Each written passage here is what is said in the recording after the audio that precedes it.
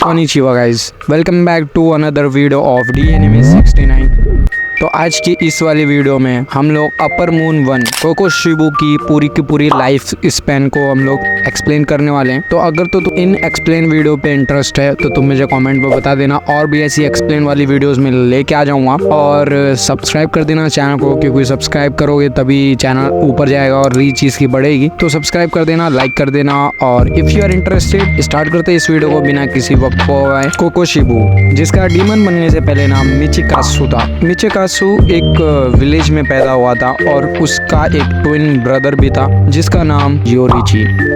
Yoriichi अगर तुम्हें याद है वही है जिसने सारे के सारे ब्रीदिंग फॉर्म्स को क्रिएट किया था, और ये डीमन स्लेयर के गोल्डन एरा का सबसे टॉप का हाशिरा है। इसके बराबर तक कोई नहीं जा पाया है। तो हम लोग आगे स्टोरी को कंटिन्यू करें तो मिचिकासु जो है वो पैदाइशी से काफ़ी ज़्यादा अच्छा था, और उसी के अभाव योरिची जो है उसको पैदा होते साथ ही एक माँ के साथ वो पैदा हुआ था, जिसकी वजह से उसके घर में उसका बाप उसे इंस्टेंट मारने का ऑर्डर दे रहा होता है और उसे मारने जा रहा होता है। बट उसकी माँ की वजह से योरिची की लाइफ बच जाती है, और डिसीजन ये लिया जाता है कि योरिची को मंदिर में भेज दिया जाएगा और वो वहाँ पे प्रेयर करता रहेगा ज़िंदगी भर।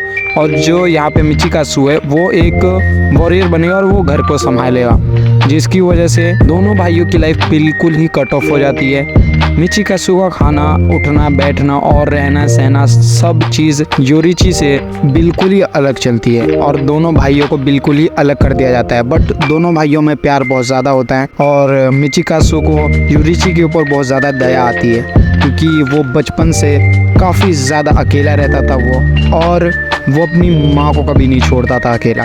योरिची अपनी माँ के लेफ़्ट साइड को हमेशा ग्रैब करके रखता था, और वही मिचिकासु हमेशा ट्रेनिंग करता रहता था अपने बाप के साथ। एक दिन एक ट्रेनिंग सेशन के दौरान उसका बाप मिचिकासु के साथ ट्रेनिंग कर रहा होता है, और उसके दौरान जब योरिची पेड़ के पीछे छुपकर उन दोनों को देख रहा होता है मुस्कुराते हुए। वैसे तो योरिची बचपन से कभी मुस्कुराता नहीं था, उसके चेहरे में स्माइल नहीं आती थी, बट उस पॉइंट ऑफ टाइम पे ही था पहली बार जब मिचिकासु अपने भाई को हंसता हुआ देखता है, और उसका बाप एक चांस देता है योरिची को उसके साथ फाइट करने के लिए। बट वो एक चांस में ही योरिची इतनी अच्छी फाइट करता है और इतनी अच्छी तरीके से अपने बाप को नॉकड आउट कर देता है कि उसको देख के मिचिकासु को जेलस फील होने लग जाता है, और उस टाइम उसे फील होता है कि मैं अभी अपने भाई से काफ़ी नीचे हूँ।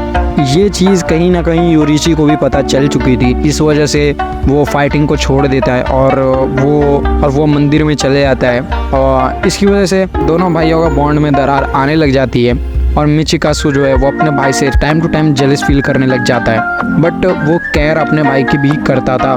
तो एक दिन उसने योरिची को एक बांसुरी दी होती है एज अ सिंबल ऑफ प्यार के लिए, वो देता है अपने भाई को योरिची को, और योरिची उसे लेके अपने पास रख लेता है। बट टाइम फॉरवर्ड करें जब योरिची और मिचिकासु की जब मदर की डेथ होती है, और उसके बाद योरिची अपने घर छोड़ के चले जाता है और वो उसके बाद कभी नहीं आता है। बट मिचिकासु को एक दिन अपने माँ की डायरी मिलती है और उसे पता चलता है कि उसकी मदर को काफ़ी सीरियस बीमारी थी, जिसकी वजह से उनका जो लोअर हाफ है वो काफ़ी ज़्यादा पेन में रहता था, और उसकी वजह से ही जो योरिची है वो हमेशा अपनी मदर को लेफ़्ट साइड से पकड़ के रखता था और उन्हें खड़े रहने में हेल्प करता था।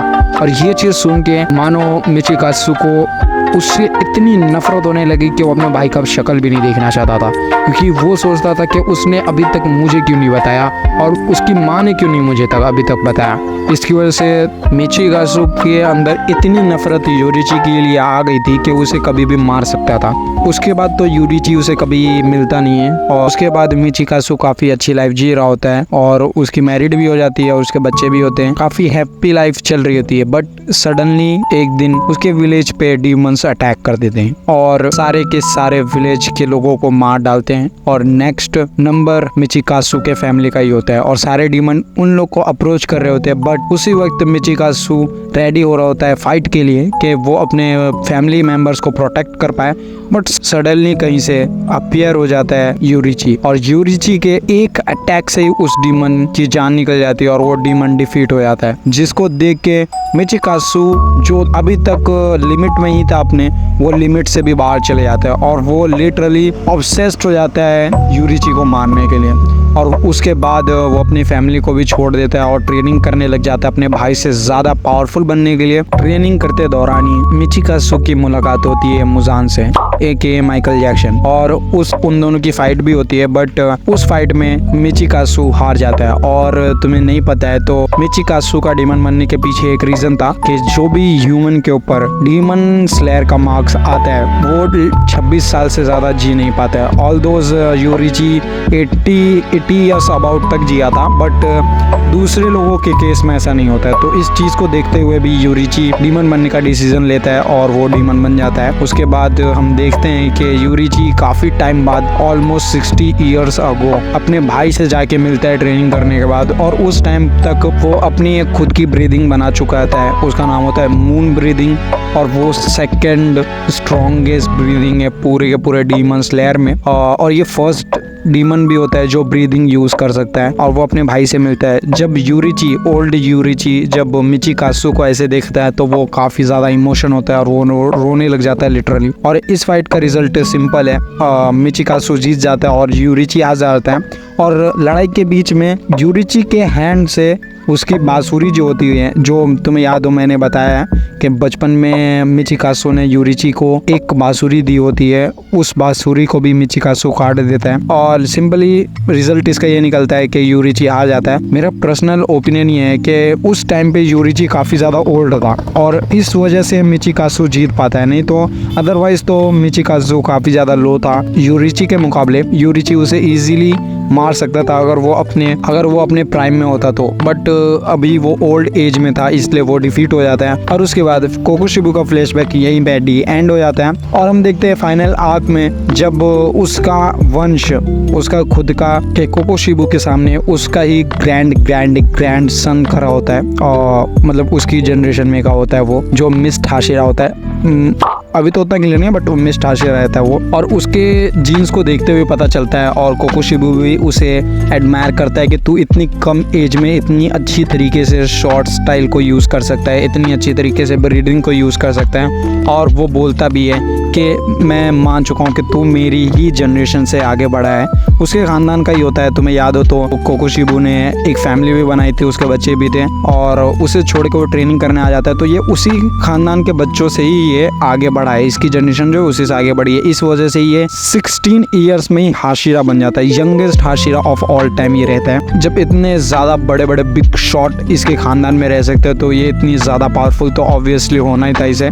अब बट इसकी फ़ाइट में काफ़ी ज़्यादा ट्विस्ट एंड टर्न्स आते हैं और इसकी फ़ाइट में तीन हाशिरा और भी जुड़ते हैं, और तीनों हाशिरा को काफ़ी ज़्यादा सीरियस इंजरीज भी होती है। और कोकोशिबु कैसे डिफीट होता है ये हम किसी और वीडियो में डिस्कशन करेंगे, उसमें हम पूरी की पूरी फाइट के ऊपर पूरा ध्यान दे देंगे और डिटेल से पूरी फाइट में तुम्हें एक्सप्लेन करूँगा कि किस हाशिरा ने और किस तरीके से मिल के टीम अप करके इसको डिफीट किया था। उसके ऊपर हम अलग सेपरेट वीडियो बनाएंगे। तो अगर तुम उस वीडियो को देखना चाहते हो और ये वीडियो तुम्हें पसंद आई है तो लाइक कर देना और सब्सक्राइब कर देना, और चैनल को भी सब्सक्राइब करते रहना, क्योंकि तुम सब्सक्राइब करोगे तभी रीच बढ़ेगी और मैं अच्छे तरीके से और भी ज़्यादा वीडियोस लाता रहूँगा। तो मिलते हैं किसी और वीडियो में, तब तक के लिए सायोनारा।